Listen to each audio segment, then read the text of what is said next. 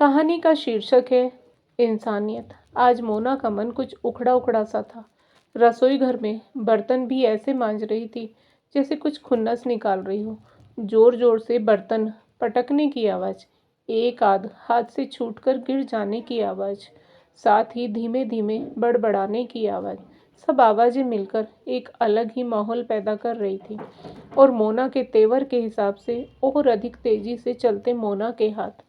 मोना का हाल वही था जो अक्सर काम वाली बाइयों के अचानक से न आने की खबर सुनकर किसी भी गृहिणी का हो जाता है।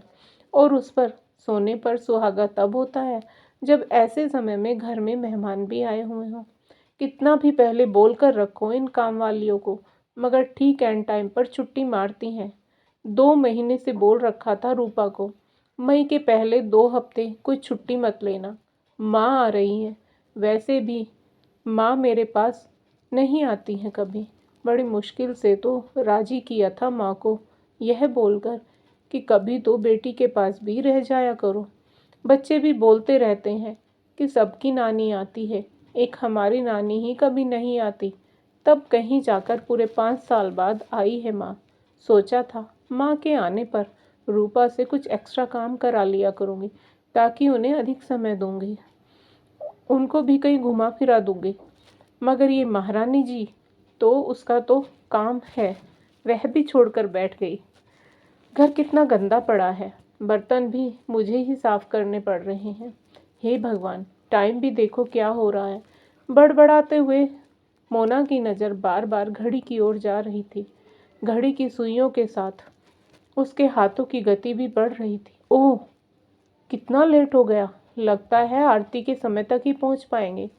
मोना की मम्मी कनक जी अपने गृह नगर जबलपुर से बाहर कम ही आती जाती थी। वे अधिकतर पूजा पाठ और सेवा कार्यों में व्यस्त रहती। दिल्ली तो जैसे उन्हें दुनिया का दूसरा कोना लगता। इसलिए बेटी दामाद के लाख आग्रह के बाद भी उन्हें टाल दिया करती थी। वैसे भी दिल्ली की भागती दौड़ती जिंदगी तो उन्हें बिल्कुल पसंद नहीं थी। फिर भी इस बार जैसे तैसे आ गई थी। मोना बहुत कोशिश करती कि उन्हें कहीं घुमा लाए, मगर भीड़ से उनका जी घबराता था। आज पास की ही सोसाइटी में मोना की एक पुरानी परिचिता मनीषा के यहाँ गृह प्रवेश की पूजा चल रही थी। कनक जी वहाँ जाने के लिए तैयार हो गई। मोना ने वहाँ समय से पहुँचना तय किया था, मगर सुबह उसकी काम वाली बाई रूपा का फ़ोन आ गया कि उसे बहुत ज़रूरी काम से गांव जाना पड़ रहा है, अतः वह 2 दिन काम पर नहीं आ पाएगी।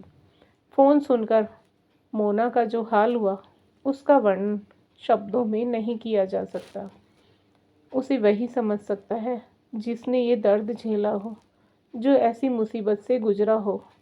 मोना का मन तो किया आज ही निकाल बाहर करे रूपा को, पर कैसे? आज से पहले तो उसने ऐसा धोखा कभी नहीं दिया। पैसे तो काट ही लूँगी, पर कैसे काट सकती हूँ? महीने की 2 छुट्टियाँ तो मान्य हैं, मगर कुछ माँ के आने का तो लिहाज करती। उसकी बड़बड़ जब कनक जी के कानों में पहुँची तो वे मोना को समझाने आ गई। क्यों इतना खून जला रही हो मोना बेटा? ऐसा क्या गजब हो गया? वो भी इंसान है, बाल बच्चों वाली है। क्या उसे कोई ज़रूरी काम नहीं हो सकता? काम का क्या है, वापस आकर हम दोनों निपटा लेंगे। चल अब तू शांत हो जा, मैं तेरे लिए अदरक की चाय बनाती हूँ, उसे पीकर रिलैक्स हो और आराम से तैयार हो जा। माँ के समझाने पर मोना उखड़े मन से ही सही, मगर मुस्कुरा पड़ी। दोनों जब पूजा में पहुँची तो आरती ही चल रही थी। मोना को पूजा हॉल में प्रवेश करते हुए बहुत शर्म महसूस हुई। जब कोई उसके घर ऐसे सीधे आरती में पहुंचता था तो वह मन ही मन चिढ़ती थी। लो, आ गए सीधा प्रसाद खाने, और अब वही ऐसे आई है, मनीषा क्या सोचेगी? आरती के बाद भोजन का आयोजन था और उसके कुछ देर बाद सुंदरकांड शुरू होना था। भोजन के लिए बाहर एक अलग पंडाल की व्यवस्था थी। मनीषा को बधाई और गिफ्ट देकर मोना और कनक जी ने लंच की प्लेट लगाई और पंडाल के कोने में सही जगह देखकर बैठ गए।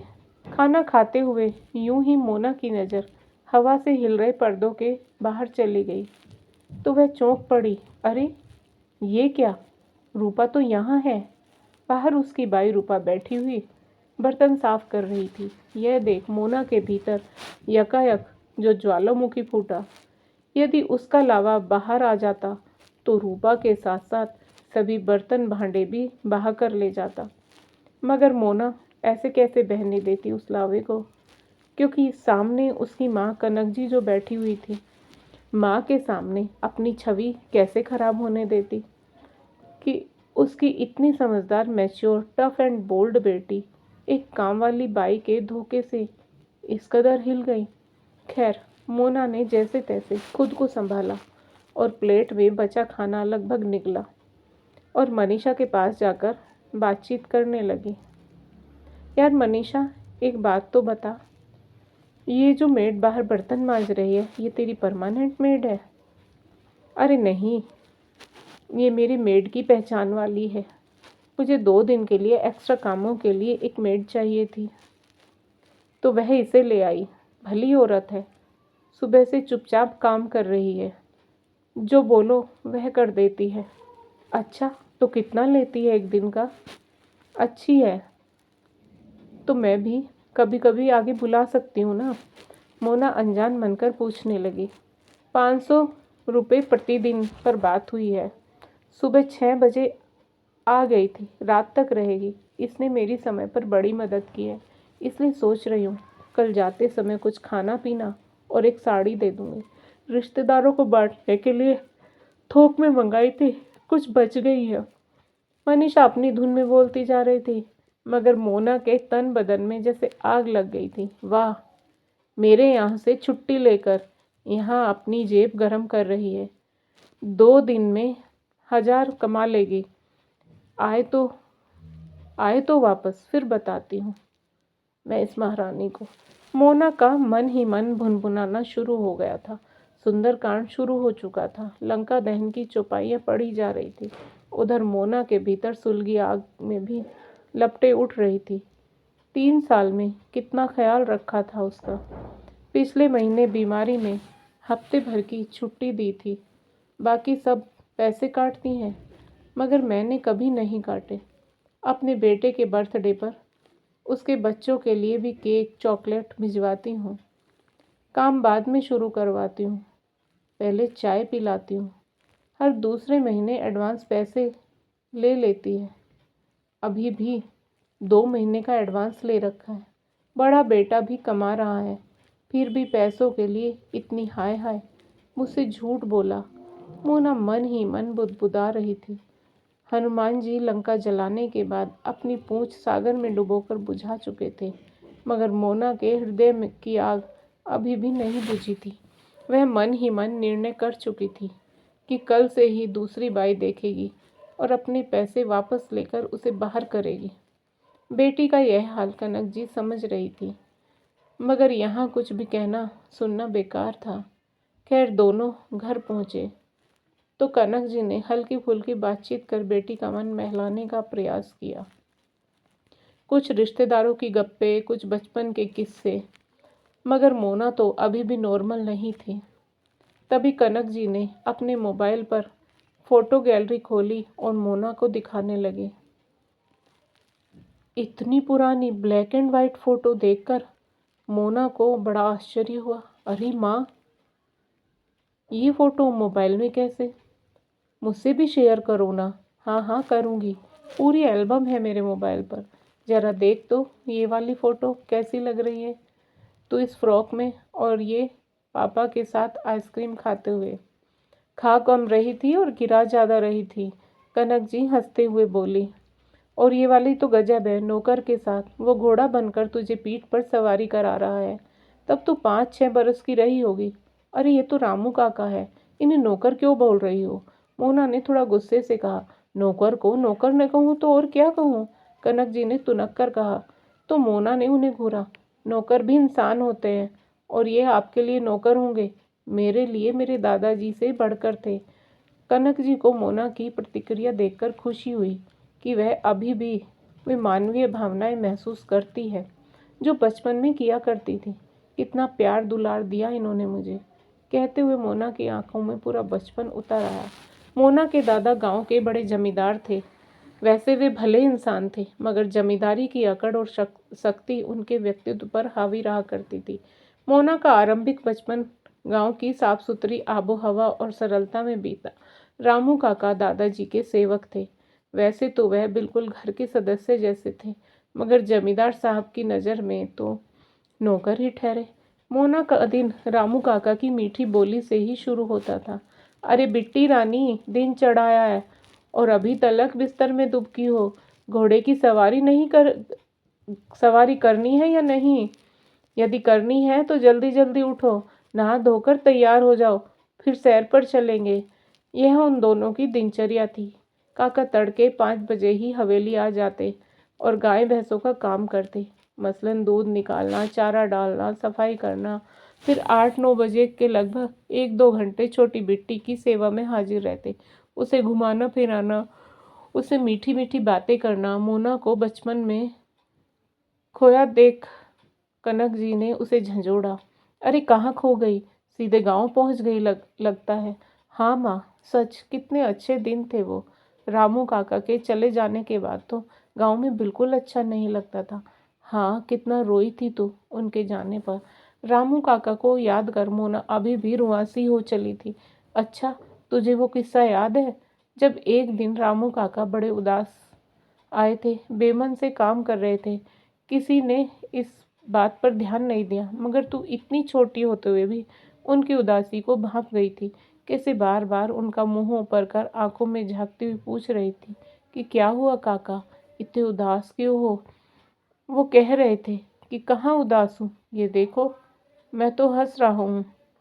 और फिर जोर जोर से हंसने की एक्टिंग करने लगे थे। हाँ माँ, याद है काका की वो झूठी खोखली हंसी, उदास पनीली आंखें, कितना दर्द छिपा था उनमें। मोना उदास हो चली। उसकी आंखों के सामने वह दृश्य जीवंत हो उठा जब वह काका की चिंता में दादाजी के पास भागी भागी गई थी। दादाजी, देखो मेरे रामू काका को क्या हुआ है, आज अच्छे से बात भी नहीं कर रहे हैं। जरूर उनकी तबीयत खराब है, उन्हें डॉक्टर को दिखाओ। पीछे पड़ गई थी उनके। मजबूरन दादाजी को सब काम छोड़कर पहले रामू काका से बात करनी पड़ी, उनका हाल जानना पड़ा। तब पता चला कि उनका बेटा बहुत बीमार था। इलाज के लिए पैसों की सख्त ज़रूरत थी, मगर उनका स्वाभिमान किसी के आगे हाथ फैलाने में कतरा रहा था। तब दादाजी ने उन्हें पैसे देकर मेरी ओर देखा था और बोले थे, अब खुश, अब तो मेरा पीछा छोड़ मेरी माँ।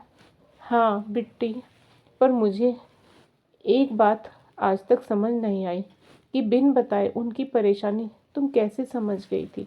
कितनी छोटी थी तुम? समझने वाली बात क्या थी माँ? इंसान की आंखें सब बोलती हैं, बस पढ़ने वाला चाहिए। हाँ, यही कारण होगा। बड़े लोग अपने जीवन की आपाधापी में इतने व्यस्त हो जाते हैं कि किसी की आंखों की तो क्या, मुंह से कई बात भी नहीं पकड़ पाते।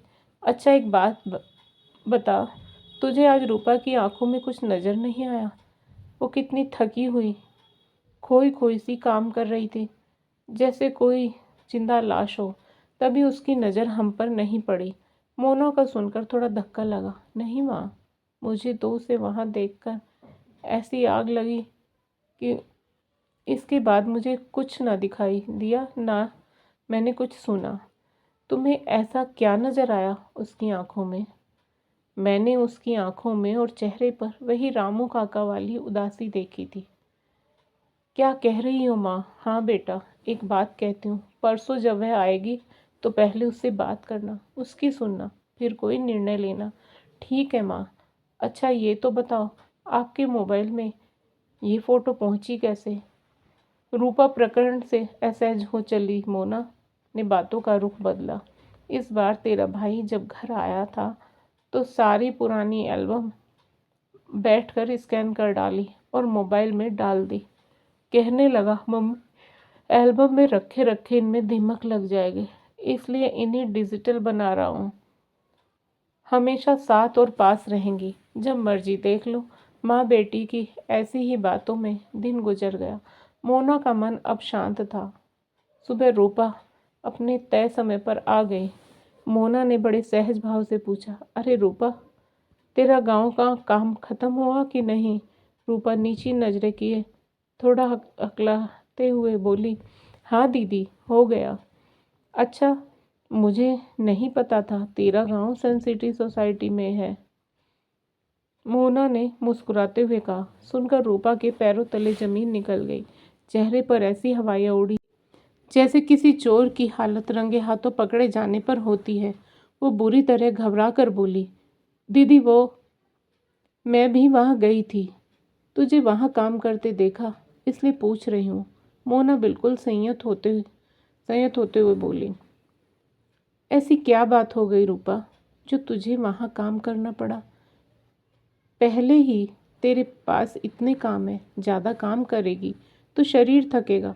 पिछले महीने ही तुझे बुखार आया था, अभी कमजोरी पूरी तरह गई भी नहीं है। रूपा बेहद आश्चर्य में थी। उसका झूठ और धोखा पकड़ने के बाद भी दीदी इतने प्यार से बोल रही हैं। उसका अपराध बोध आंखों के रास्ते बह निकला। सुबकते हुए कहने लगी, क्या करती दीदी, छोटे की फीस भरनी थी। फीस ने भरने पर मास्टर जी ने उसे पूरे दिन कक्षा से बाहर खड़ा रखा था। पर तेरा तो बड़ा बेटा भी नौकरी करता है ना? फिर कहाँ दीदी, वो तो 4 महीने से घर पर बैठा है। आपसे जो फीस भरने के लिए एडवांस लिया था वह पूरा मेरी बीमारी पर ही खर्च हो गया था। अरे तुम मुझसे क्यों नहीं बोली? मोना ने उसके कंधे थपथपाए। क्या बोलती दीदी, एक आप ही हो दीदी जिनमें इंसानियत है, जो ज़रूरत पर मेरी मदद कर देती हो, वरना बाकी लोगों में तो जैसे इंसानियत ही नहीं है। उन्होंने तो बीमारी की छुट्टी के भी पैसे काट लिए। दीदी, आपसे भी कितना मांगूं, मुझे शर्म आती है। रूपा बुरी तरह फपकने लगी। मुझे माफ़ कर दो दीदी। अरे माफ़ी किस बात की रूपा, तू आखिर माँ है, अकेले अपने बच्चों को पाल रही है। मैं तो तुझे वहाँ देखकर ही समझ गई थी कि तू बहुत परेशानी में ही आई है, वरना कभी ऐसा न करती। आगे से ऐसी कुछ बात हो तो बता दिया कर, मुझसे शर्माने की ज़रूरत नहीं। तू भी तो मेरी ज़रूरत पर कितना एक्स्ट्रा काम कर देती है। लोग ऐसे ही एक दूसरे के काम आते हैं। चल अब चुप हो जा, मैं पहले तेरे लिए चाय बनाती हूँ। चाय पीकर काम शुरू करना। दिल का बोझ उतर चुका था, रूपा का भी और मोना का भी। मोना रसोई में चाय बनाने जा रही थी और रूपा पल्लू से आंख नाक पोंछ रही थी, और कनक जी अपनी बिट्टी को देखकर मंद मंद मुस्कुरा रही थी, क्योंकि उन्हें वह 40 साल की सेल्फ स्टैंडर्ड आधुनिका मोना नहीं बल्कि 6 साल की बिट्टी नजर आ रही थी, जिसके भीतर आज भी वही उदारता और पहले सी इंसानियत थी, जो आंखों की भाषा समझती थी। तो दोस्तों, आपको आज की कहानी कैसी लगी, कृपया कमेंट करके अवश्य बताएं। और यदि आपको कहानी पसंद आई हो तो कहानी को लाइक करें, शेयर करें। साथ ही जिंदगी सरिता हिंदी स्टोरी चैनल को सब्सक्राइब करें। फिर मिलेंगे दोस्तों एक और नई कहानी को लेकर। तब तक आप अपने परिवार के साथ हंसते रहिए, मुस्कुराते रहिए, खुश रहिए। राधे राधे प्यारे दोस्तों।